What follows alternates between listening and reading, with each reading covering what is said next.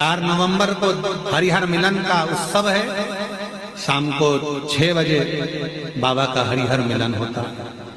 शाम के समय आसपास के गांव के लोग, आसपास के शहर के लोग आते हैं, हरिहर मिलन का दर्शन करते हैं, सुख पाते हैं, दीपदान करते हैं कुबेरेश्वर बाबा की धरा। और ये आज से नहीं, कई वर्षों से नियम से चला आ रहा है, कई वर्षों से पुराना चल। आप जितने भी ऑनलाइन कथा सुन रहे हो, आपसे निवेदन है वैकुंठ चतुर्दशी के दिन अपने शिवालय में, घर के आसपास में दीपदान जरूर करो, दीप अवश्य लगाओ, हरिहर मिलन का उत्सव करो। बन सके तो रात्रि के समय पर जिनकी नेत्रों की ज्योति चली जाती है, आंखों से दिखता नहीं है, उसका उपाय भी वैकुंठ चतुर्दशी के दिन अवश्य करें। हरिहर मिलन का जो बच्चा पढ़ने में कमजोर होता है, उसके लिए भी उपाय YouTube पर डला हुआ है, हमारे गूगल पर डला हुआ है। और हम समिति से भी कहेंगे, कुबेरेश्वर धाम विठले सेवा समिति से, कि सोशल मीडिया पर जो भी वैकुंठ चतुर्दशी के उपाय हैं वो हमारे लिंक पर अवश्य डालें और हमारे YouTube गूगल पे अवश्य डालें, जिससे जनमानस को वो प्राप्त हो और लोग उस उपाय को कर सकें। केवल एक दिन वैकुंठ चतुर्दशी का ऐसा होता है जिस दिन शालिग्राम भगवान को रात्रि के समय पर, हरिहर मिलन के समय पर, भगवान शिव जी को तुलसा चढ़ती है और भगवान शालिग्राम भगवान को बेलपत्र चढ़ती है। और वो तुलसा और बेलपत्र को शहद की शीशी में भर कर रखा जाता है। फिर उस शहद को जो बच्चा विद्वान नहीं है, पढ़ने में कमजोर है, उसको दिया जाता है। कई लोग उसको नेत्रों में लगाकर नेत्र ज्योति को बढ़ाते हैं। बड़ी महत्ता हरिहर मिलन की महत्ता का वर्णन। शिव शंकर अपने पूर्व कर्म का भोग मनुष्य को भोगना ही पड़ता है। ये शिवपुराण कह रही है। अच्छा कर्म करा, चुईया का जन्म पाया, चुईया का जन्म पाकर भी अच्छा काम कर दिया। दिए में जल पीने के लिए गई थी और उससे उसके मुख से बत्ती बढ़ गई, दिया और तेज प्रज्वलित हो गया। उसका पुण्य ये मिला कि विदर्भ राज के घर में ललिता बनकर जन्म ली, बेटी बनकर राजा के घर में विवाह हो गया, राजा के घर में भी श्रेष्ठ रानी बन गई। ये पूर्व का कोई सुख होता है जो हमको मिला। धाम पर बैठकर आपने जो 108 बार श्री शिवाय नमस्तुभ्यं कहा, उसको पुण्यदायक है आपके कार्तिक। इस कथा में जो विषय रखा है वो हरिहर रखा है, हरिहर शिवपुराण। क्योंकि वैकुंठ चतुर्दशी आएगी बीच में, और वैकुंठ चतुर्दशी के दिन हरिहर मिलन का थोड़ा सा महत्व ज्यादा होता है। आप लोगों को भी पहले वर्णन किया कि हरिहर मिलन का जो बेलपत्र और तुलसी का दल होता है, वो बुद्धि के लिए, चित्त के लिए, हमारे शरीर के विकास के लिए, बुद्धि के विकास के लिए बहुत जरूरी होता है। बीच में कथा में अपन उसको लेंगे। आप सबसे निवेदन है, कल हरिहर मिलन के दिन आपके घर में शिवलिंग होगा और लड्डू गोपाल होंगे। रात्रि के समय पर, शाम को नहीं, मध्य रात्रि, अगर नींद खुली रहे तो 11 बजे के बाद में, रात्रि को 11 के बाद अगर नींद खुली रहे। नींद नहीं खुली रहे तो फिर तुम रात को 8-9 बजे चढ़ा के भी सो जाओ तो कोई बात नहीं हो, भगवान तो बोलेगा।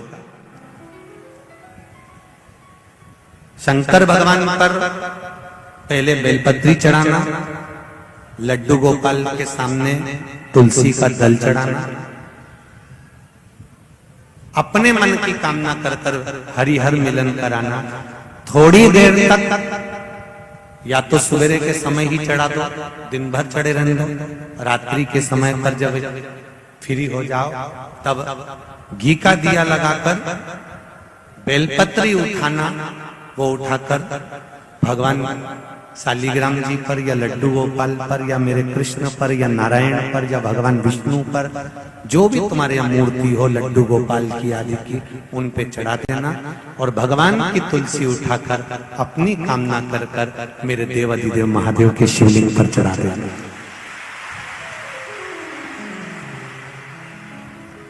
रात्रि को ही हो सके तो ब्रह्म मुहूर्त तक, अगर नींद खुली रहे तो उठा लेना, नींद खुले तो रात को ही, रात्रि के समय ही उस बेलपत्री और तुलसी को संभाल के रख लेना। वही बेलपत्री तुलसी विद्या के लिए। और जो बच्चा माइंड से तकलीफ में रहता है, जो बच्चा पलंग पर गंदगी करता हो, या जिसका विवेक बुद्धि स्थिर नहीं रहती हो, उसके लिए ये बेलपत्री और तुलसा हमेशा कार्य आती है। कल वही वैकुंठ चतुर्दशी कि माताएं जब जल चढ़ाने के लिए शंकर जी के मंदिर में जाए, पति अपना लोटा लेकर जाए और पत्नी अपना लोटा लेकर जाए। एक कलश अगर पति लेकर जा रहा है तो एक कलश पत्नी लेकर जाए, और अगर पति पत्नी दोनों एक ही कलश लेकर गए हो तो आधा जल पति चढ़ाए तो आधा पत्नी चढ़ाए। ये अपना अपना पुण्य अपना। जब तुम्हारा गठजोड़ा बंधा होता है, गठजोड़ा बंधा है, उस जगह पर भले पति जल चढ़ाएगा तो पत्नी गठजोड़ा बंधा है तो हाथ लगाएगी तो उसको उसका पुण्य मिल जाएगा। कब कब जब गठजोड़ा जम के बोलो जरा बंधा है तो पति जल चढ़ाएगा तो पत्नी हाथ लगाएगी तो पुण्य मिल जाएगा।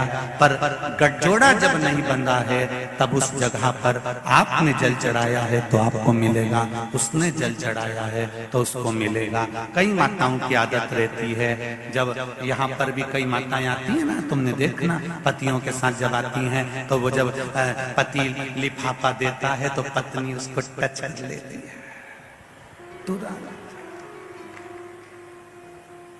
तो हम कई बार देखते भी हैं कि हमने एक आध बार पूछने भी वाले थे कि टच करने से होता क्या है। हमने पहले भी पूछा तो उन्होंने कहा गुरुजी आधा आधा मिल जाता है। तो हमने कहा अच्छी बात है, जब तुम्हारा पति समोसा खाए तो तू टच करके बैठ जाना, उसमें कोई दिक्कत।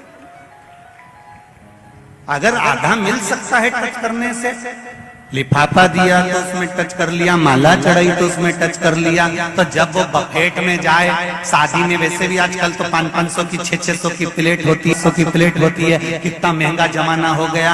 तो तुम लिख के कह देना साहब लिफाफा वो पत्रिका सब छपाओ तो उसमें लिख देना कि पति के साथ पत्नी आए और निवेदन है कि पत्नी टच करके खड़ी रहे, हमारा 600 रुपया लगेगा, 1200 नहीं लगेगा, तो तुम टच करते रहो। अब हम वो गुलाब जामुन खाए टच कर, वो समोसा खाए तो टच कर। अरे बोलो तो दीजिए, मिलेगा मिलेगा नहीं।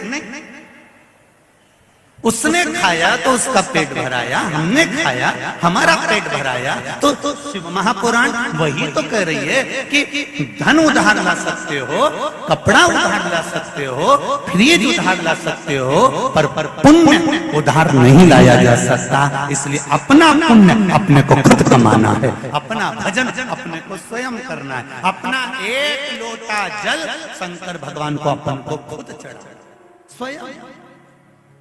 मौका मिले, जब जीवन में लगे कि यह काम अटक रहा है और बहुत जरूरी है, तब कितनी बत्ती, जम के बोलो जरा, जम के बोलो जरा, आवाज आना चाहिए, 2 बत्ती। और वो 2 बत्ती भी अलग नहीं होना चाहिए। एक बत्ती पहले तैयार करी लंबी, फिर दूसरी बत्ती तैयार करी, दूसरी बत्ती को तैयार कर कर दोनों बत्ती को फिर एक साथ मथा, 2 बत्ती एक के रूप में जलना चाहिए। शिव और शक्ति दोनों एक। कई माताएं मंदिर में मालूम पड़े दिया लगाने जाएं और कह दे कि नहीं सियोर वाला महाराज ने बोला है 2 बत्ती रखना है, तो उसने दिए के अंदर 2 बत्ती अलग अलग रख दी। ना ना ना ना, बत्ती अलग बनेगी। कपास लिया, एक बत्ती तैयार करी, कपास लिया, दूसरी बत्ती तैयार करी, दोनों को तैयार कर कर फिर दोनों को एक कर दिया। अर्थात शिव और शक्ति दोनों को एक हो। ये दोनों की शक्ति से जो कार्य मेरा अटक रहा है, जो कार्य में मुझे तकलीफ आ रही है, ये दोनों मिलकर उसको पूर्ण कर दें, वो एक कर कर।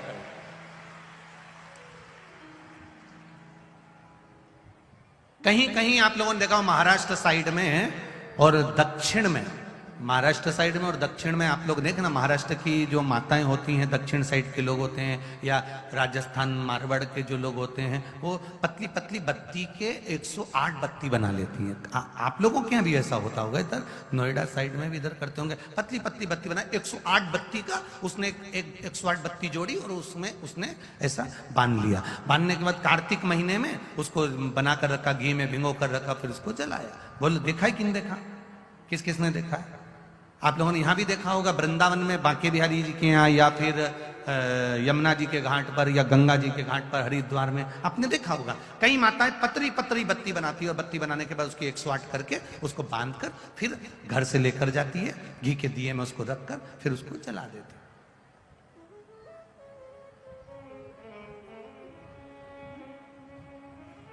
कभी विचार करा आपने कि उसने ये 108 बत्ती जलाने का नियम कहां से लिया, किस जगह से प्राप्त करा, किस जगह से लिया?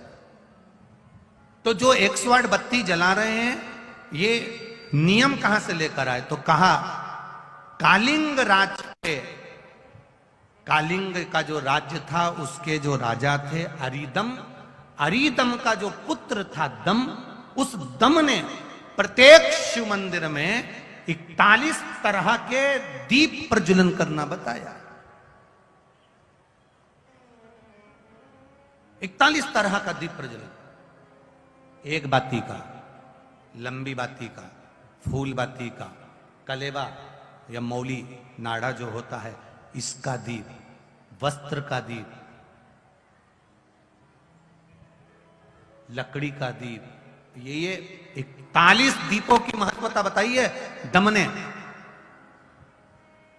कालिंग देश का जो राजा हुआ अरिदम, अरिदम का जो पुत्र हुआ दम, उस दम ने 41 तरह के दीप का महत्व बता दिया।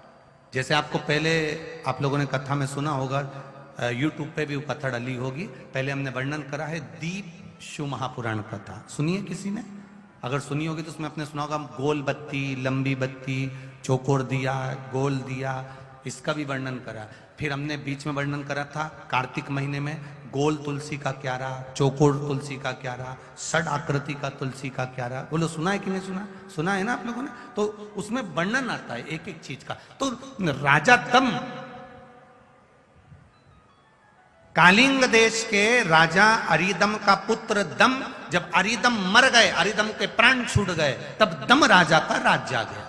दम राजा का राज्य आया, जो पूर्व में गुण निधि था, वो गुण निधि जिसने शंकर जी के मंदिर से केवल नैवेद्य चुराया था, ये दम बनकर जन्म गया, ये राजा बनकर बैठ गया।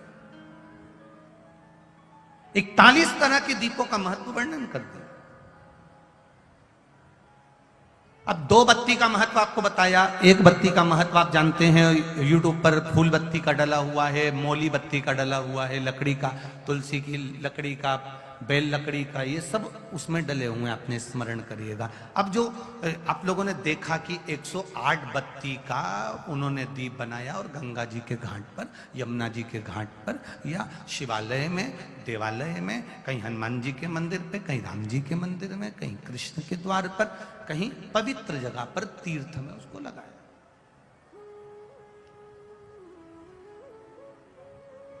तो दम की कथा कर रही है। कालिंग राज के राजा दम ने ये 108 बत्ती का दीप क्यों बनाया? आखिर इसको जरूरत क्या पड़ गई? अब आज के जमाने में आप कुछ भी करते हो ना तो लोगों को लगता है किसी ने बताया होगा तो कर रहे हैं। ना ना ना ना, आप कुछ कर रहे हो तो उसके पीछे कारण हो सकता है। आखिर 108 बत्ती, लंबी बत्ती बनाना, पतली पतली बत्ती बनाना, फिर उसको इकट्ठा करना, फिर धागे से लपेटना, घी में डुबोना, फिर दिए में लगाकर उसको जलाना, गंगा जी के घाट पर, यमुना जी के घाट पर, या कहीं पवित्र नदी के घाट पर, या किसी तीर्थ में जाकर उसको जलाना, उसका कारण क्या है? ये साधारण मंदिरों में उसको नहीं जलाते, वो तीर्थ में, पवित्र मंदिर में, कोई पुण्यवान बहुत प्राचीन, वहां उसको जलाए। उसका कारण क्या है? तो कहा दम नाम के राजा का संवाद कहता है, कालिंग राज के उस नगर में जब चारों तरफ हाहाकार मच गया और दूसरे राज्यों ने आक्रमण करना प्रारंभ कर दिया। दूसरे राज्य जब आक्रमण कर रहा है,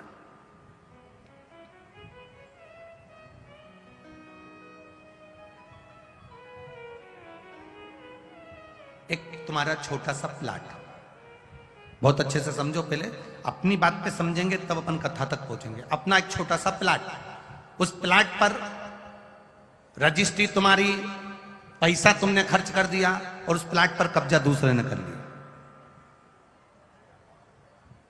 एक छोटी सी जगह, और छोटी सी जगह तुमने चलाते चलाते चलाते चलाते 8 साल हो गए, 10 साल हो गए, 10 साल में तुमने उसको जमा लिया।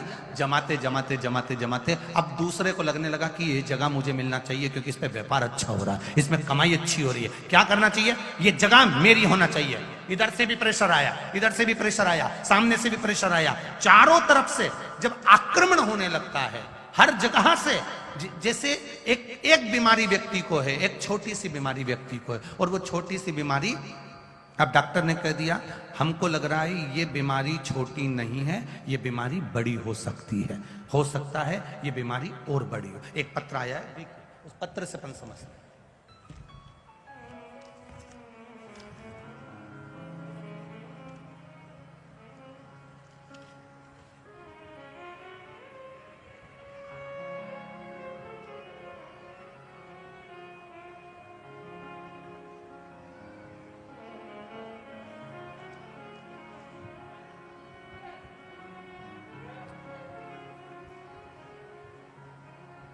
सुनीता शर्मा, एटा, उत्तर प्रदेश की रहने वाली हूं, मेरा मोबाइल नंबर ये है। सुनीता शर्मा कहीं बैठी हो तो हाथ हिलाइएगा, दोनों हाथ। सुनीता जी शर्मा कहीं बैठी हो तो दोनों हाथ ऐसे हिला देना। अगर कैमरे वालों को दिख जाए तो ठीक है, अगर कहीं दूर बैठी हो तो कोई बात नहीं। सुनीता शर्मा, एटा, उत्तर प्रदेश की रहने वाली हूं गुरुदेव। 15/2/2023 को बाबा के धाम कुबेरेश्वर धाम आई थी। रुद्राक्ष नहीं मिल पाया था, पर मैं बाबा को प्रणाम कर कर आ गई थी। गुरुदेव 2020 से बाबा की भक्ति में लीन हूं। 2020 में ही मुझे कैंसर बीमारी हो गई थी। डॉक्टर ने 4th स्टेज का कैंसर बोल दिया था। गुरुदेव 4th स्टेज का जब कैंसर हुआ, डॉक्टर ने कुछ दिन दिए थे, कुछ समय दिया था कि ये इतने महीने तक जिंदा रहेगी, उसके बाद चली जाएगी। गुरुदेव बचने की उम्मीद नहीं थी। डॉक्टर जवाब दे दिए थे घर में 2 बेटियां हैं। गुरुदेव भगवान से बस इतना प्रार्थना करती रहती थी पलंग पर पड़ी पड़ी, मुझे मार देगा पर मेरी बेटियों का क्या होगा, कृपा करना बाबा, एक मौका दे दे, बेटियों को मंगल विवाह कर दूं, इनकी शादी कर दूं। किसी की भी शादी नहीं हुई थी गुरुदेव, अगर मुझे उठा लेता तो इनका क्या होता। ऑपरेशन कराते कराते कैंसर का घर की आर्थिक स्थिति भी बेकार हो गई थी। कैंसर एक जगह समाप्त होता, दूसरी जगह हो जाता, फिर ऑपरेशन करा। तभी आपकी कथा में आपने कह दिया 1 लोटा जल चढ़ाकर आचमन करना प्रारंभ करो। मैं आचमन भी करती और उसी को डालकर स्नान भी करती। बाबा की कृपा से बस एक ही प्रार्थना करती, कैसे भी मेरी बेटियों की जिंदगी बन जाए, तब तक रख ले। डॉक्टर ने 3 महीने दिए थे। आज 2020 से कथा सुनते सुनते, जल पीते पीते 2023 आ गया। बाबा ने मुझे बचा रखा। ये शिव तत्व है। और गुरुदेव जो आर्थिक स्थिति खराब हुई थी, ऑपरेशन कराते कराते बाबा ने संभाला। बाबा ने मेरे घर में मेरी खुद की गाड़ी भी कर दी और व्यापार भी 4 गुना बढ़ा दिया। ये शिव तत्व है। औघड़ी। अब इसको समझें। एक बीमारी आ गई, दूसरी बीमारी ने आक्रमण करा, तीसरी बीमारी ने आक्रमण करा। अभी तक केवल शुगर थी, अब बीपी, थायराइड, ये वो सब ऊपर से आक्रमण करने लगे। अर्थात यहां अरिदम राजा के पुत्र दम का चरित्र कहता है कि दम ने जब देखा कि चारों तरफ से दूसरे आक्रमण करने लगे हैं, चारों तरफ से आक्रमण होने लगा, मैं बीच में फंस गया हूं, मेरा राज्य छोटा सा है, यहां कौन, मेरे पास इतनी सेना नहीं है, क्या करूंगा। चारों तरफ से जब आक्रमण चालू हुआ तब दम राजा ने अपने नगरवासियों से कह दिया 108 बाती का दीप जलाओ और महादेव के नाम से महादेव के मंदिर में लगाना प्रारंभ करो। चारों तरफ जब दीप लगना प्रारंभ हो गए, उस दीप की जब गंध गई, जब इतनी सारी बत्ती जलती है तो उसमें से कालोच उड़ती है। करें दर्शन, अरे बोलो जम के, जब बत्ती जलती, इतनी बत्ती जलेगी तो उसकी कालोच उड़ेगी। वो कालोच जब उड़कर चली तो काल अधिपति स्वयं मंदिर से बाहर निकलकर सारी सेना का संहार कर रहा। तब उस 108 बाती की महत्वता को दम राजा से लिया गया। अब दुनिया के लोग उसको समझें जरा अच्छे से कि 108 बाती लगती कहां है, तो प्रयास करो किसी नदी का तट हो, और बहुत ध्यान देना, पवित्र नदी गंगा, यमुना, सरयू, क्षिप्रा, मंदाकिनी, नर्मदा, जितनी पवित्र नदी होती है, इन नदियों में आप लोग एक बहुत बड़ी गलती करते हो कि दोने में दिया लेते हो और दोने में दिया लेकर उसको रखकर और आप नदी में दिया जलाकर बहा देते हो। शिव महापुराण की कथा इसकी महत्वता नहीं कहती। शिव पुराण कहती है गंगा माँ है, नर्मदा माँ है, क्षिप्रा माँ है, सरयू माँ है। तुम्हारी सास कहीं बैठी हो, एक काम करना, जैसे तुम गंगा जी में दिया रख देती हो पानी में, सरयू जी में दिया रख देती हो पानी में, उसी तरह सास के सिर पे दिया जला के धर दो। बोलो, धर सकते हो? जब धीरे धीरे दिए में आग लगेगी, दिया जलते जलते दोने में आग लगेगी, दोना जलेगा और तुम्हारी सास का फिर सिर जलना प्रारंभ होगा। अच्छा लगेगा? नहीं। गंगा में दिया छोड़ा, दिया जलते जलते हवा में दोना जला, दोना जला तो वो गंगा का जल में चोट पहुंची। गंगा कहती है तो पुण्य कमाने आई थी और मुझे आग लगा के जा रही है। पवित्र नदी को शुद्ध रखिए, उसमें पवित्रता का विशेष ध्यान रखिए। यहां तक शिव महापुराण की कथा कहती है अपने स्नान के कपड़े भी अगर तुम घाट पर किसी के कहने पर छोड़ कर आ रहे हो, कई लोग, कोई कह देता है तुम्हारे ऊपर ये रोग लग गया, तुम्हारे ऊपर ये बीमारी हो गई, नदी पे नहाने जाना, अपने कपड़े छोड़कर आ जाना। पहले तो वो महाराज ढूंढो जिसने कहा कि पवित्र नदी पर अपने कपड़े छोड़कर आओ। नदी को हमेशा, पवित्र नदी को पवित्र रहने दो। मेरे राम जी जब चित्रकूट होते हुए चले गए, मेरे राम जी जब अयोध्या से लंका तक गए, बीच में इतनी पवित्र नदी पड़ी थी, मेरे राम जी ने एक जगह पर ये अपने वस्त्र को नहीं छोड़ा, न वस्त्र को पानी में निचोड़ा। मेरे राम जी ने स्नान करा, स्नान कर कर पानी ले जाकर दूर अपने वस्त्र को निचोड़ा, कहीं ये मेरे वस्त्र का पानी पवित्र नदी में ना चले जाए। वो मेरे राम थे जो मार्ग बताते जा रहे थे। और आज के जमाने में लोग, एक जनी ने दिया जला के छोड़ा, बड़ी खुश हुई, वो भेरिया, वो भेरिया, वो भेरिया, वो भेरिया, वो भेरिया, इतनी दूर तक चले गया। अब गंगा जी ने भी कह दिया अब की तो आ गई, अगली बार आ, अगली बार आ, अगली बार आ।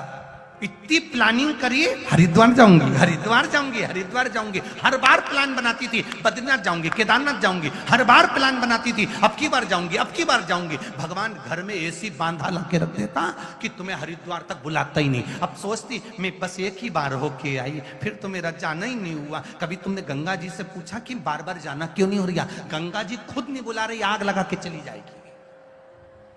गंगा जी खुद नहीं बुला। पवित्रता का ध्यान रखिए, हम उसकी शुद्धता का ध्यान रखिए। हमने गंगा, यमुना, सरयू, सरस्वती, क्षिप्रा आदि को कैसे कैसे पवित्र रखना। 108 बाती का महत्व क्या है? दीपदान का महत्व क्या है? दीपदान का महत्व किसको कहते हैं? दीपदान कैसे करा जाता? कार्तिक के महीने में, नदी में नहीं, कार्तिक महीने में दीपदान करा जाता है। शिव पुराण कह रही है, शंकर भगवान की कथा कह रही है, शिव तत्व कह रहा है। घाट पर गंगा का पानी, यमुना का पानी छोड़कर, दिया जलाकर, दिखाकर, पूर्व की ओर मुख कर कर, भगवान की ओर स्मरण कर कर, अपने पूर्वजों का नाम लेकर घाट पर दिया रखा जाता है, ना कि नदी में छोड़ा जाता है। अब तुम तो इतने खुश होते हो कि नदी में छोड़ दिया, मैया ने ले लिया। मैया से तो पूछो कि उनकी हालत क्या है। तुलसी जी में दिया लगाने चली, तुलसी जी के क्यारे के अंदर ही दिया रख दिया। तुलसी जी ने पवन देवता से कहा, हवा चलाओ, मुझे आग लग रही है। पवन देवता ने हवा चलाई, तब तुलसी मैया हिली। इसको लगा कितनी प्रसन्न हो रही है तुलसी मैया। ये दिया लगा लगा के रखती, दिया फिर बुझ जाता, फिर लगाती, फिर बुझ जाता, हवा तेज हो जाती। कभी कभी तुमने तुलसी जी में दिया लगाया, हवा तेज चल गई, क्यों चली? क्योंकि तुलसी जी को लगता है ये क्यारे में रखकर जाएगी और मुझे आग लगा के जाएगी। थोड़ा दूर रखो, दूर। मंदिर में भगवान से दिया दूर रखो, दूर। हम उसको समझ नहीं पा रहे। 108 बाती के दीप की महत्वता दम राजा का चरित्र कह रहा है। जब तुम्हें लगे कि 4-5 बीमारी घेर रही है, जब तुम्हें लगे कि ये तकलीफ आ रही है, जब तुम्हें लगे चारों तरफ से किसी ने घेर लिया, तब फिर किसी तीर्थ में, किसी नदी की पवित्रता में, किसी धाम में, किसी प्राचीन शिव मंदिर में, किसी देवालय में, किसी शिवालय में फिर जाकर, फिर उस दीप को कहकर, बाबा दूर, मेरे भगवान से दूर, बहुत दूर लगा दिया। विनय कर, निवेदन कर, उससे कर।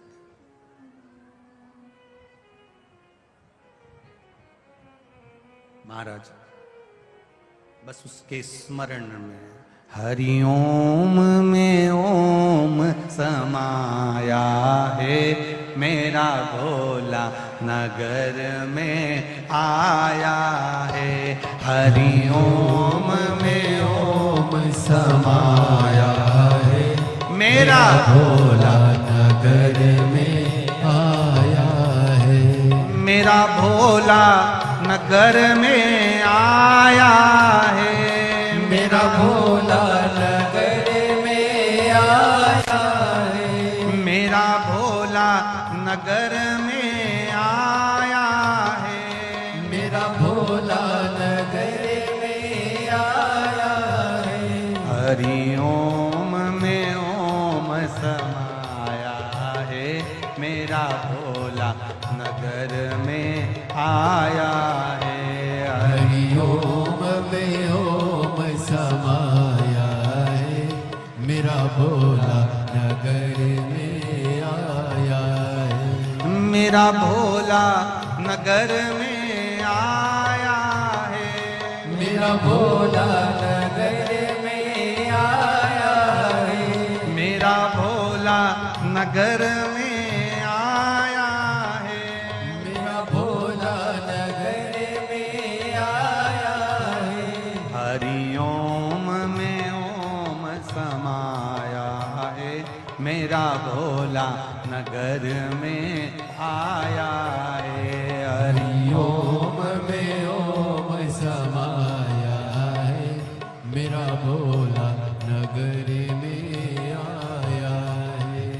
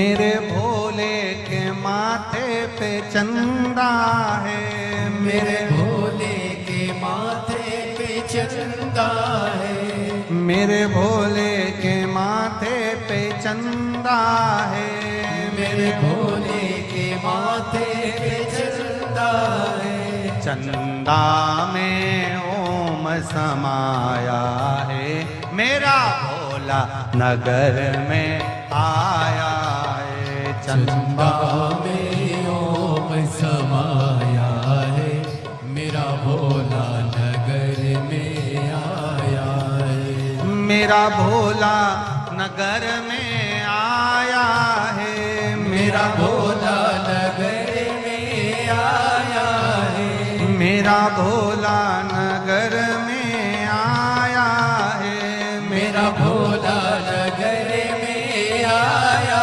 है। हरि ओम में ओम समाया है, मेरा भोला नगर में आया है। हरि ओम में ओम समाया है, मेरा भोला नगर में आया है।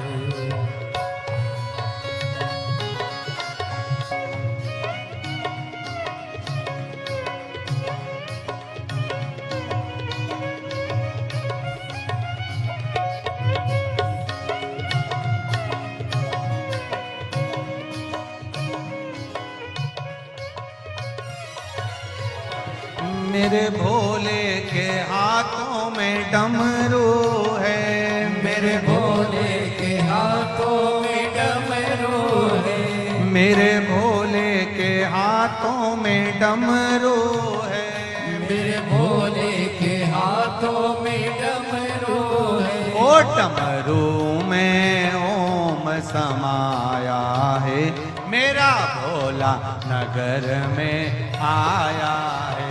डमरू में ओम समाया है, मेरा भोला नगर में आया है। मेरा भोला नगर में आया है, मेरा भोला नगर में आया है, मेरा भोला नगर में आया है।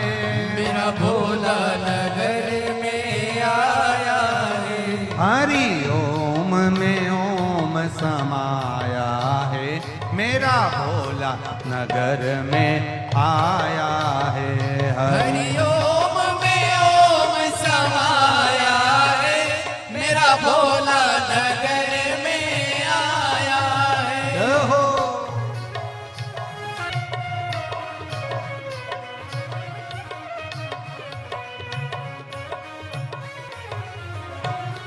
मेरे भोले के मस्तक पे गंगा है, मेरे भोले के मस्तक पे गंगा है, मेरे भोले के मस्तक पे गंगा है।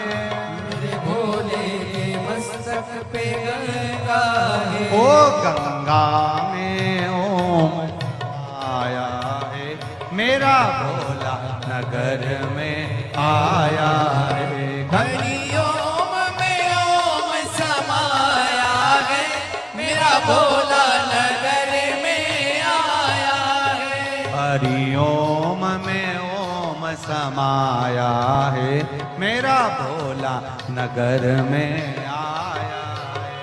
हरि ओम में ओम समाया है, मेरा भोला नगर में आया है।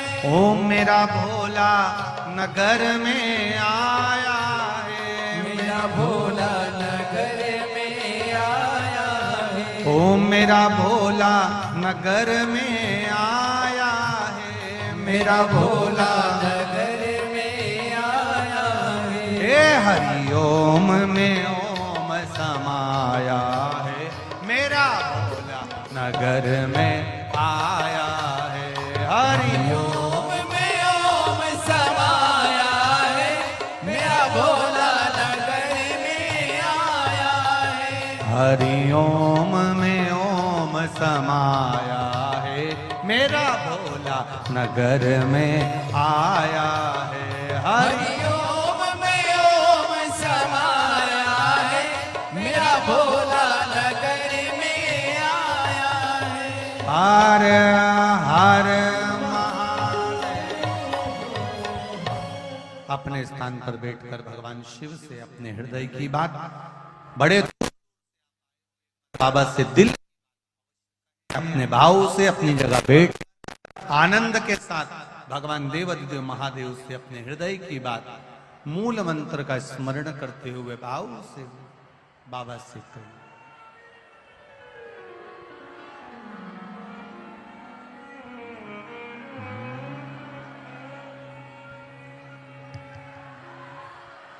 श्री शिवाय नमस्तु श्री शिवाय नमस्तु श्री शिवाय नमस्तु श्री शिवाय नमस्तु श्री शिवाय नमस्तु भोला सब दुख काटो मारा ओ भोला सब दुख काटो मारा शिव शंकर जपू तेरी माला भोले बाबा जपू तेरी माला भोला सब दुख काटो मारा ओ भोला सब दुख काटो मारा वेश है मंगलकारी वैश्य है मंगलकारी शमशान वासी हमारा शमशान वासी हमारा ओ भोला सब दुख काटो मारा ओ भोला सब दुख काटो मारा। शिव कथा कह रही है, भगवान शंकर का संवाद कर रहा है। 108 बाती का महत्व, 2 बाती की मूलता, उसी तरह अनेक बाती का महत्व दम राजा की कथा कहती है। समय आया दम राजा के प्राण छूटे, जिसने शिव मंदिर से मात्र थोड़ा सा नैवेद्य चुराया, मरने पर दम राजा बना, वहां से छूटा। पद्म कल्प के अंतर्गत पुलस्त बाबा के यहां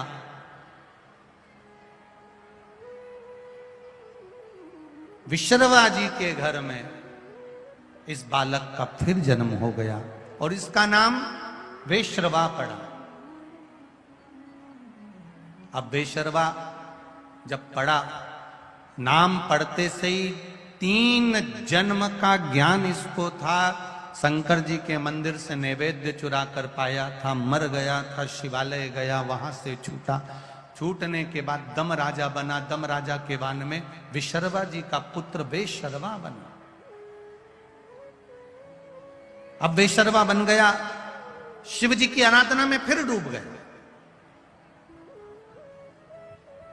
शिव आराधना में वापस डूबा और वेश्रवा जब शिव आराधना में डूब जाते हैं, इतने डूबते कि भगवान देवाधिदेव महादेव जो वेश्रवा जी को देखते रहते कि कितनी आराधना कर रहा है, सब कुछ छोड़ दिया। शरीर में केवल अस्थियां बची है, मांस समाप्त हो चुका है, कुछ नहीं बचा वेश्रवा के पास में। विश्रवा ऋषि के पुत्र के शरीर में मांस समाप्त हो गया, केवल पिंजरा शरीर का अस्थियों का बचा है। महाराज, दुनिया के लोग कहते हैं कि रावण असुर था, राक्षस था, फिर उसको ये इतना सोने का महल, उसको इतना सोने का नगर, सोने का महल, सोने की सत्ता, सोने की लंका कैसे प्राप्त हुआ, कैसे मिले? ध्यान दें,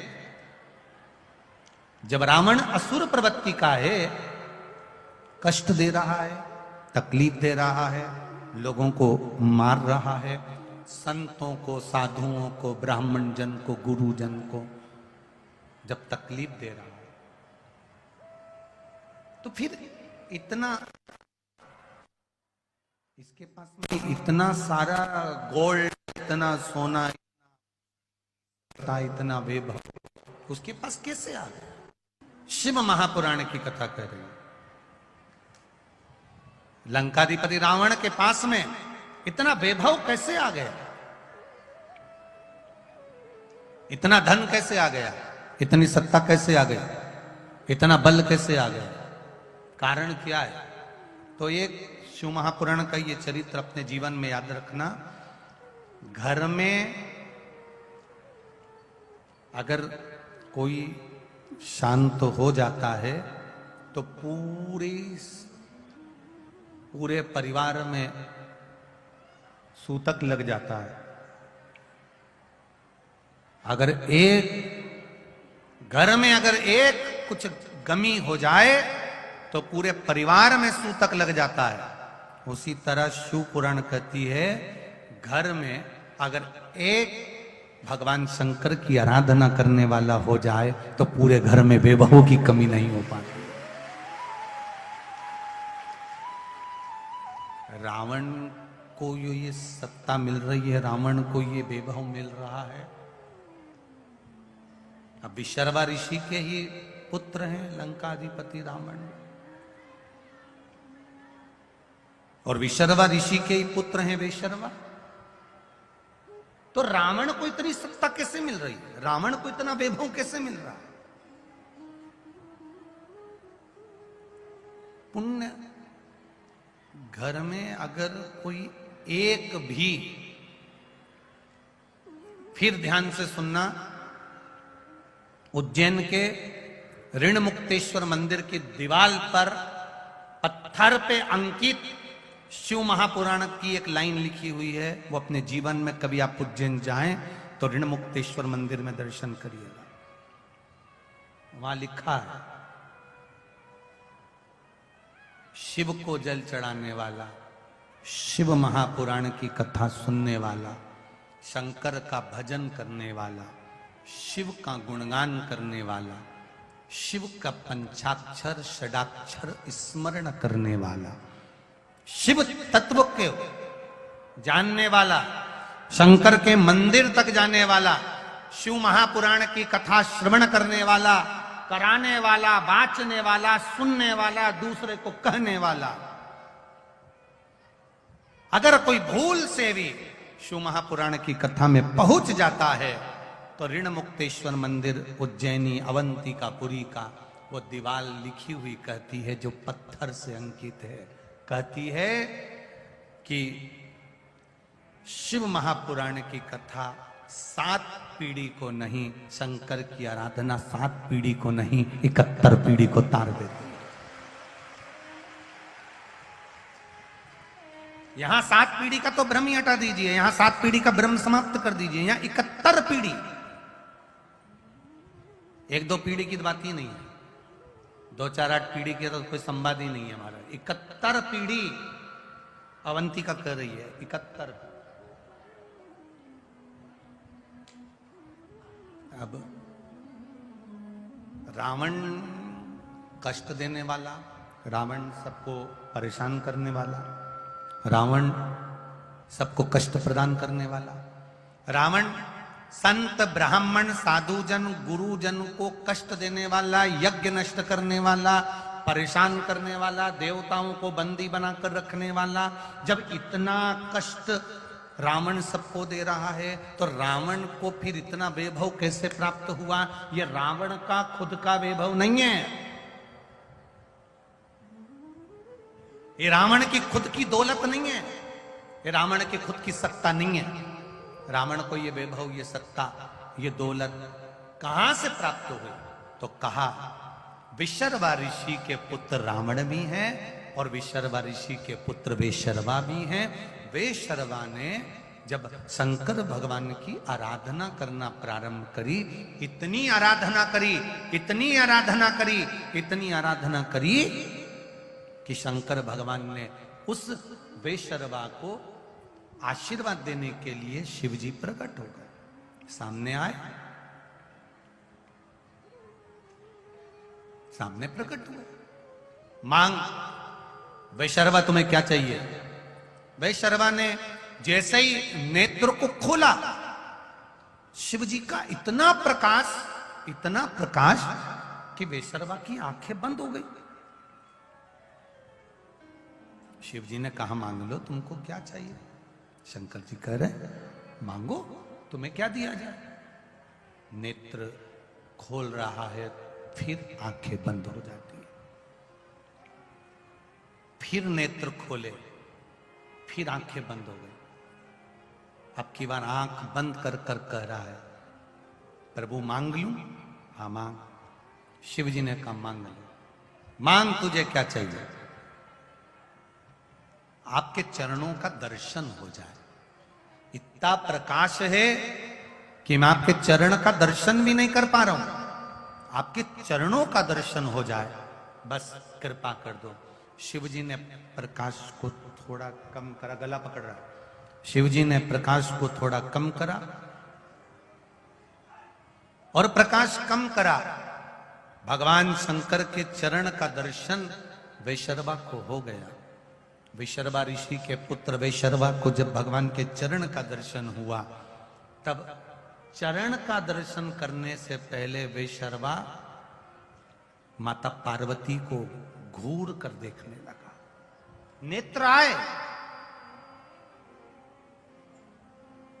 पर उस नेत्र से वैशर्वा ने सबसे पहले पार्वती जी को घूर कर देखा, पार्वती जी की ओर टकटकी लगा कर देखा, पार्वती जी की ओर देखता जा रहा है। माता पार्वती को क्रोध आ गया, पार्वती जी ने वैशर्वा के एक बाएं नेत्र को समाप्त कर दिया, भस्म कर दिया। वैशर्वा चरणों में पड़ गया, भोलेनाथ मेरा बायां नेत्र माता ने जला दिया, समाप्त कर दिया। शिवजी कहते हैं वैशर्वा, पार्वती जी शिव जी से कहती हैं इसकी बात में मानना, पहले मेरी बात मानो, इसने मुझे घूर कर क्यों देखा? इसने मुझे घूर कर क्यों देखा? इसीलिए मैंने इसके नेत्र को जला दिया। शंकर भगवान पार्वती जी से कहते हैं पार्वती जी तुम समझ नहीं सकती, ये आपको टकटकी लगाकर इसलिए देख रहा था कि पार्वती जी तुमने कौन सा पुण्य करा, ऐसी कौन सी तप साधना तुमने करी जो आप शंकर जी की अर्धांगिनी बनकर बैठ गई, इसलिए देख रहा था। कौन सी तप साधना? ये सिसोदिया परिवार कथा करवा रहा है, मैं कहूंगा इनकी कौन सी तप साधना? ये उमा पब्लिक स्कूल में कथा हो रही है, इनकी कौन सी तप साधना? कथा 62 सेक्टर में होना थी,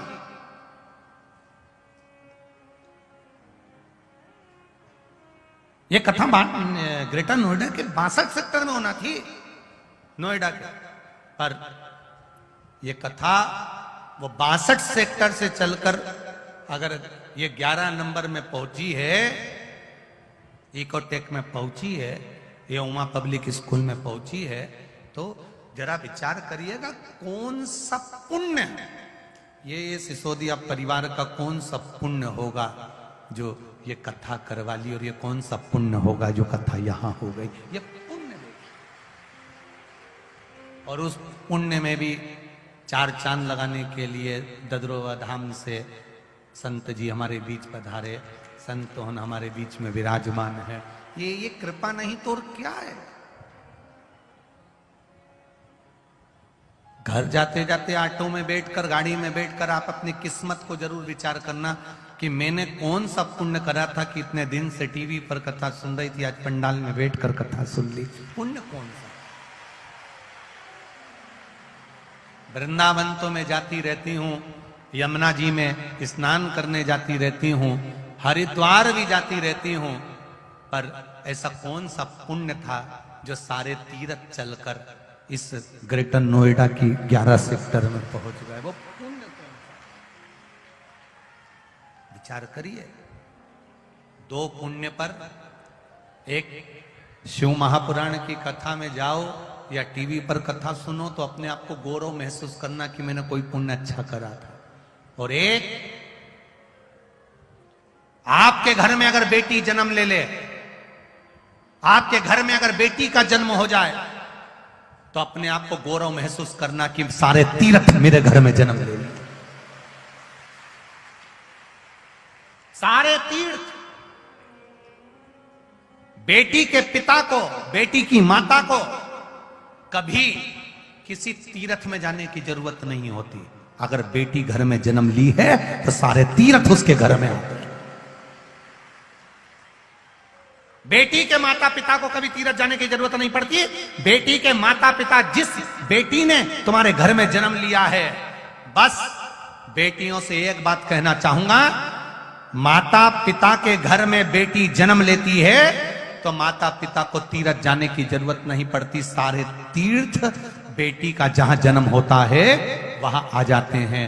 बस बेटी से एक निवेदन है कि अपने माता पिता को कन्यादान का मौका जरूर देना, कहीं गलत जगह मत चली जाए। तुम्हारे जन्म से सारे तीर्थ बेटी के जन्म से आ जाते हैं। जिस दिन बेटी का जन्म होता है उस दिन घर में सारे तीर्थ आकर विराजमान हो जाते हैं। उस माता को धन्यवाद, उस पिता को धन्यवाद जिसके घर में बेटी का जन्म होता है। और आपको भी एक निवेदन करूंगा, बेटी का बाप जब बेटी को पाल पोस कर बड़ा कर ले और उसकी शादी करे, तब आप जब भोजन करने उसके घर में जाएं, शादी में जाएं, अपने आप को याद करना, 10 रुपए का पानी पतासा खाते हो, पानी पूरी खाते हो, खुद के पैसे की खाते हो तो प्लेट का पानी तक पी जाते हो। याद रखना, 10 रुपए की मूंगफली खरीद कर खाते हो तो एक एक मूंगफली का छिलका तक हिलाकर देख लेते हो, क्योंकि 10 रुपए खर्च हुए हैं। जिस बाप की बेटी की शादी हो और उसके यहां खाना खाने जाओ तो प्लेट में खाना छोड़ने से पहले सोचना कि उस बाप ने कैसे कमाया हो। अपने 10 रुपए खर्च हुए, अपने 10 रुपए खर्च हुए,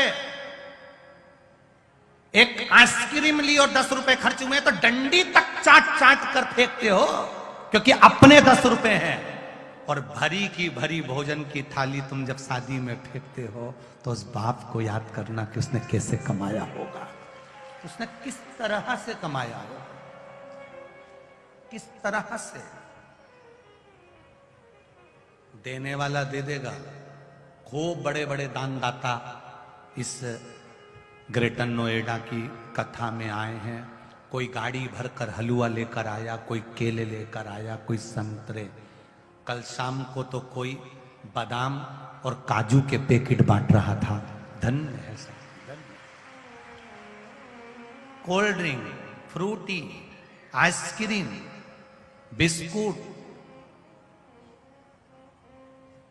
पानी की बोतल, पानी के पाउच, टॉफी, और तो और मेरी माताएं जो अपने अपने घर से आ रही हैं तो 1-1 किलो आटे की पूड़ी और अचार और सब्जी लेकर आकर सबको खिलाकर जा रही हैं। देने वाला दे रहा है, खिलाने वाला खिला रहा है, करने वाला कर रहा है। आपसे निवेदन है, आप शिव के रूप में कथा सुनने बैठे हो। शिव महापुराण की कथा करने वाला तुम रूका है, और कथा का जजमान कौन है? ईश्वर जी, गोरा जी, शंकर जी और पार्वती जी। सिसोदिया जी तो निमित्त मात्र, ये उमा पब्लिक स्कूल जहां कथा हो रही है तो निमित्त मात्र है। कथा तो मेरे महादेव कर रहे हैं और वही सुन रहे हैं, वही सुन रहे हैं, कोई दूसरा नहीं कर सकता, दूसरा नहीं। शिव की भक्ति में लगो, शंकर की आराधना।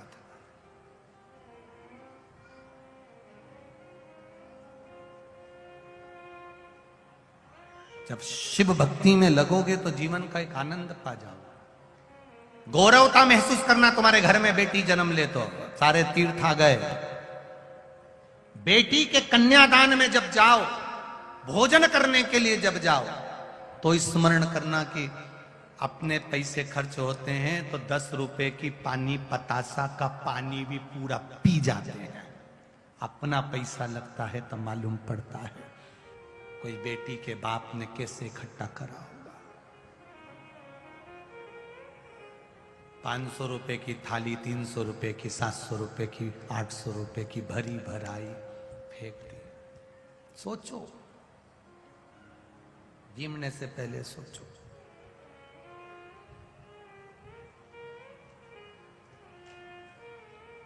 कभी विचार करिएगा, कितना दान, कितना धर्म। ग्रेटर नोएडा के जितने भक्त लोग यहाँ पर, जितने दूर दूर से गाड़ियां भर भर के सामान ला ला कर बांटे हैं, मेरा तो मन करता है नीचे उतर के आपको दंडवत करूं कि आपकी भक्ति कितनी प्रबल है। धन्य है साहब, साधुवाद। इतनी कथा करी पर ऐसा भाव, ऐसी श्रद्धा और ऐसा विश्वास किसी कथा में देखने को नहीं मिला, कहीं नहीं। धन्य, आपके खजाने आपने खोले हैं इन शिव भक्तों के लिए। मेरा भोलेनाथ भी कुबेर का खजाना खोल देगा तेरे लिए।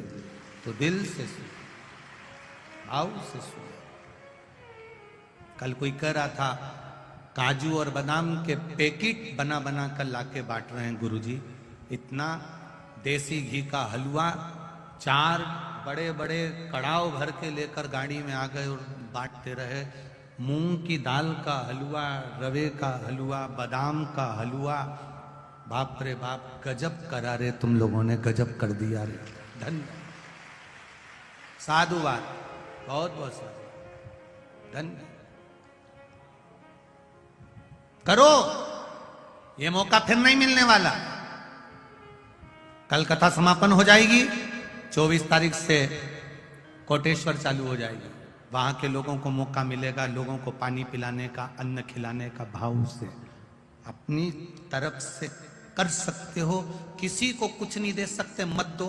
1 किलो आटे की पूड़ी बनाकर, सब्जी बनाकर, रात के आए, शाम के आए, दोपहर में आए, खिलाकर चले गए। अपने हाथ से करो, वो खाली नहीं, अपना करा। शिव तत्व है, शंकरो घड़ी है। विशर्वा के पुत्र वैशर्वा जी, माता पार्वती जी से शिव जी कह रहे, इसने तेरे को देखा इसलिए था कि तूने ऐसा कौन सा पुण्य कर दिया था, कौन सा पुण्य करा जो तू शिव जी की अर्धांगिनी बन गई। तेरी तप साधना कितनी प्रबल होगी, इसलिए ये तुम्हें देख रहा था और तुमने इसकी आंख भस्म कर दी, इसका नेत्र जला दिया। तुमने ठीक नहीं करा पार्वती। पार्वती जी कहती है मैं अपनी गलती की क्षमा मांगती हूं, आपसे निवेदन करती हूं। 2 जन्म पहले यज्ञदत्त ब्राह्मण का पुत्र गुण निधि था, ये शिव मंदिर में चोरी करी थी इसने। बाद में ये दम नाम का राजा बन गया, फिर छूटा, वैशर्वा के नाम से ये प्रसिद्ध हो गया। पार्वती जी कहती है सब बात भूलती हूं, इसका नाम, इसने मुझे गलत भाव से देखा था इसलिए इसको मैं कुबेर कहती हूं। अब आप इसे वर दो कि ये कुबेर के सिंहासन पर जाकर बैठ जाए। इसको कुबेर बना दिया। नवनिधि देवादिदेव महादेव कहते हैं, सुन कुबेर, मैं तुझे नवनिधि प्रदान करता हूं। और सुन कुबेर वैशर्वा, तेरे घर में, तेरे परिवार में लंकाधिपति रावण भी होगा, लंकेश भी होगा, उसने बहुत पाप करा होगा, पर घर का एक व्यक्ति अगर शंकर की आराधना करता है, घर का एक व्यक्ति अगर शिव को जल चढ़ाता है, घर का एक व्यक्ति भी अगर शिव महापुराण की कथा को टीवी पर, मोबाइल पर या पंडाल में कैसे भी श्रवण कर लेता है, वो अपनी 71 पीढ़ी को पार लगा देता है। 71 पीढ़ी पार। यहां कथा में सालासर जी में कथा कराई थी, जैन साहब यहां पर बैठे हैं। ये जब सीहोर आए थे तो उस समय पर उनके मन में एक भाव था कि गुरुजी कथा कैसे होगी, कैसे होगी, कैसे होगी। हम उनसे एक ही बात कहते थे, महादेव कराने वाला, महादेव करने वाला। सिसोदिया जी अपने बेटे के साथ में, पोती के साथ में, परिवार के साथ में जब वहां पहुंचते सीहोर, तो एक ही बात कहते, कैसे कथा होगी, कैसे होगी। पहले कथा का स्वरूप छोटा था, बढ़ते बढ़ते बढ़ते बढ़ते इतना हो गया, कैसे हो, कैसे हो। हम उनसे एक ही बात कहे, कथा उसने ली है, कराएगा भी वही कराएगा, उसके सिवाय कोई नहीं, वही कराएगा। बस वही कि खोल दिया भंडार काशी वाले, कर दिया माला काशी वाले। ये उसकी कृपा से मिला, उसकी दया से मिला। उसकी दया बिना कुछ नहीं हो सकता, उसकी करुणा बिना कुछ नहीं हो सकता। कब से खड़ी हूं झोली पसार। आता है आप लोगों को? एक लाइन पहले की आप लोग, कब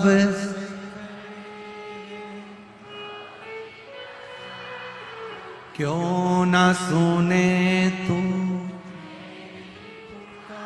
मुझे, तेरा ही सहारा है मेरे भोले बाबा, मुझे तेरा ही सहारा है मेरे भोले बाबा। कब से खड़े हैं झोली पसार, क्यों ना सुने तू मेरी पुकार। कब से खड़े हैं झोली पसार, क्यों न सुने तो मेरी पुकार। ओ कब से खड़े हैं झोली पसार, क्यों न सुने तू मेरी पुकार। कब से खड़े हैं झोली पसार, क्यों न सुने तो मेरी पुकार। मुझे तेरा ही सहारा है मेरे भोले बाबा, मुझे तेरा ही सहारा है मेरे भोले बाबा। मैंने तुम्हें ही पुकारा है मेरे भोले बाबा, मैंने तुम्हें ही पुकारा है मेरे भोले बाबा। जय हो।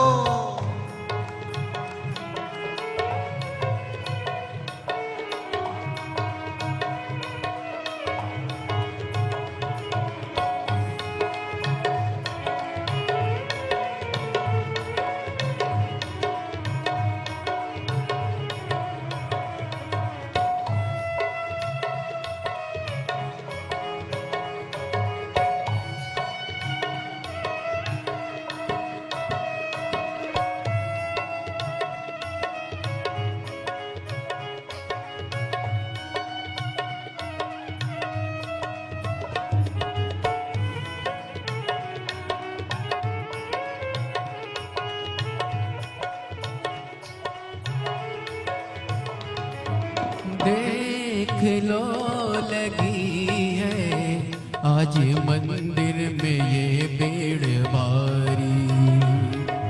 देख लो लगी है आज मंदिर में ये भीड़ भारी।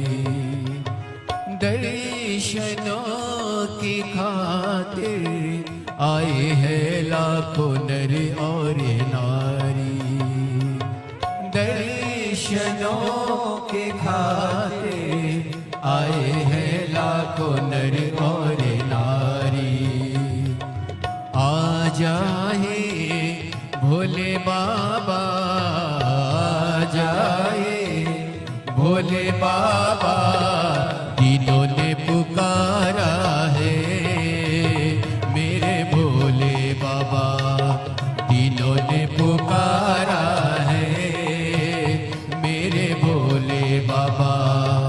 कब से खड़े हैं झोली पसार, क्यों न सुने तू मेरी पुकार। कब से खड़े हैं झोली पसार, क्यों न सुने तू मेरी पुकार। ओ कब से खड़े हैं झोली पसार, क्यों न सुने तू मेरी पुकार। कब से खड़े हैं झोली पसार, क्यों न सुने तू मेरी पुकार। मुझे तेरा ही सहारा है मेरे भोले बाबा।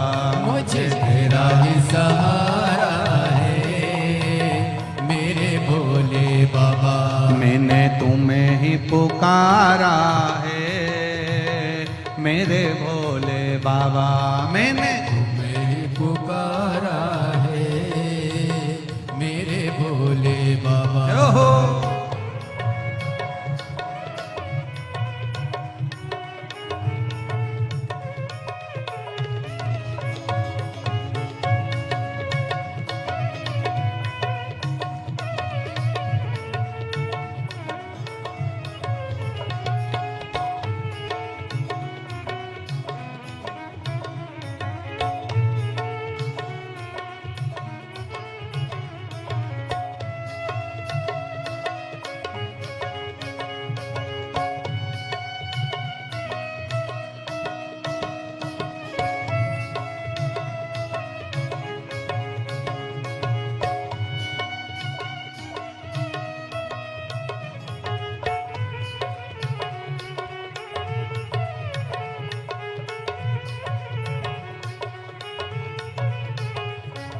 जिंदगी से हारे गम जमाने के हम लेके आए।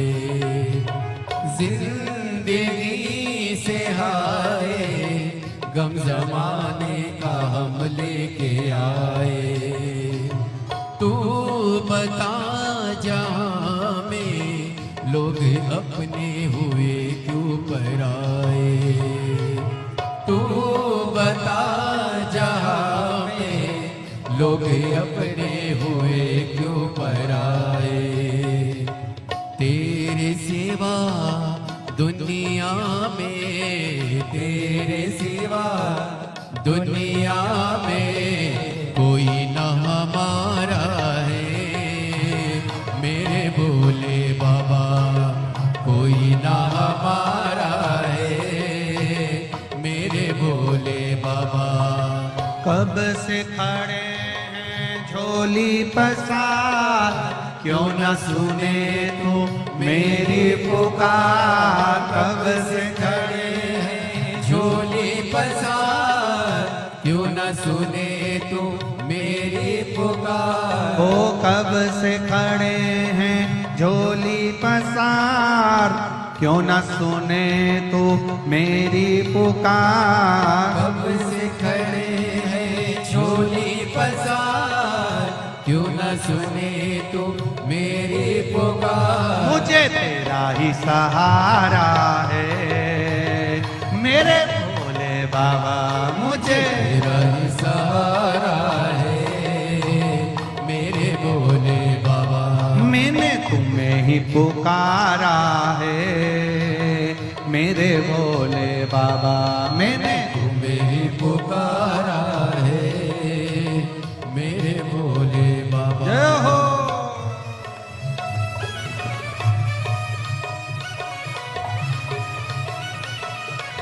शंभो।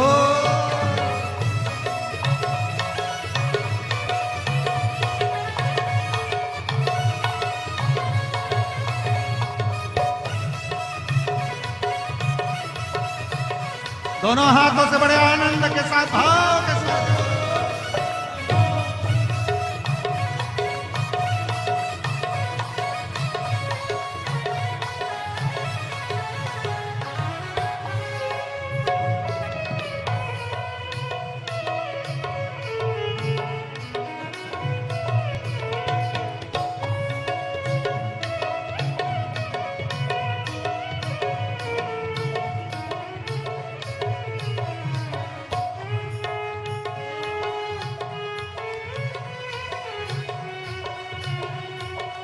शंभो।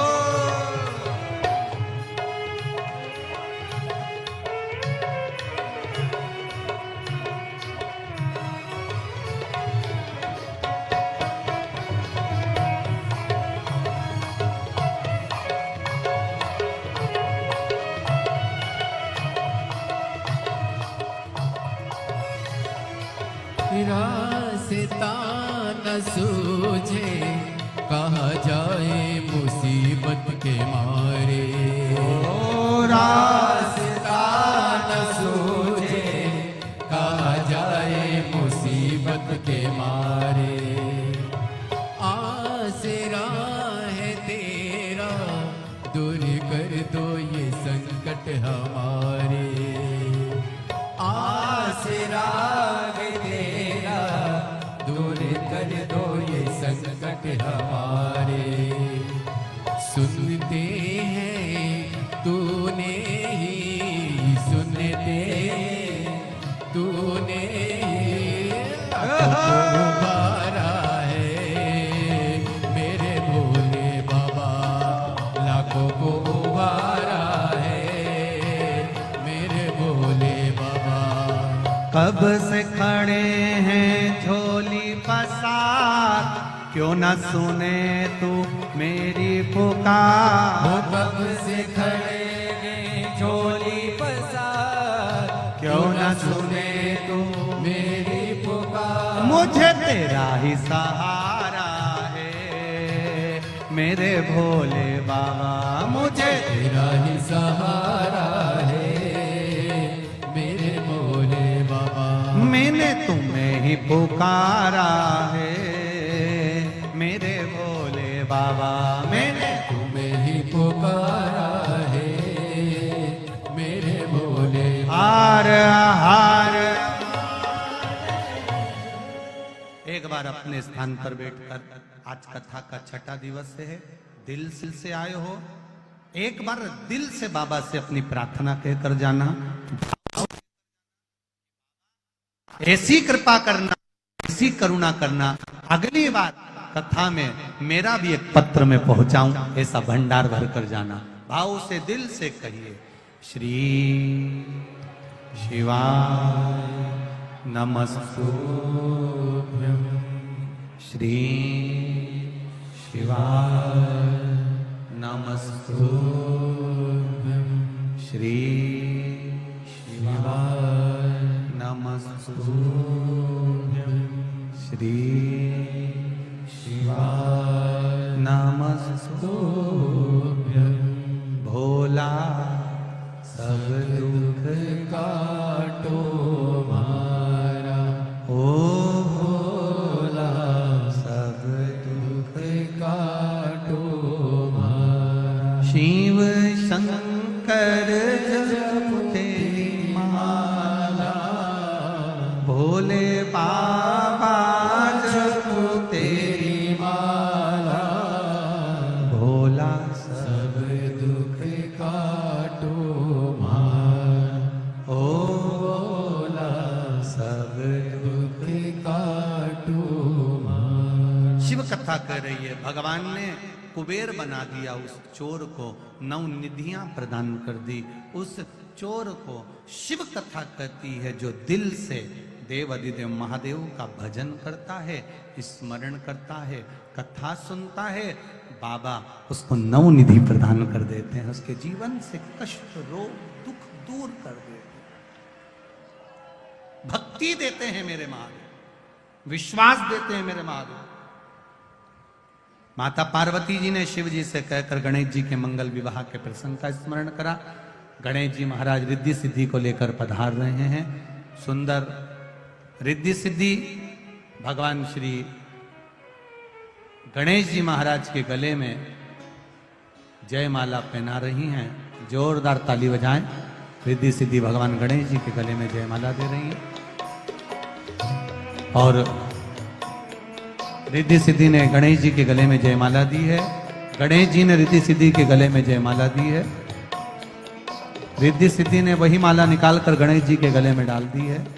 गणेश जी ने अपना हस्त कमल रिद्धि सिद्धि के कंधे पर रखा है। कल कथा सुबह 9 बजे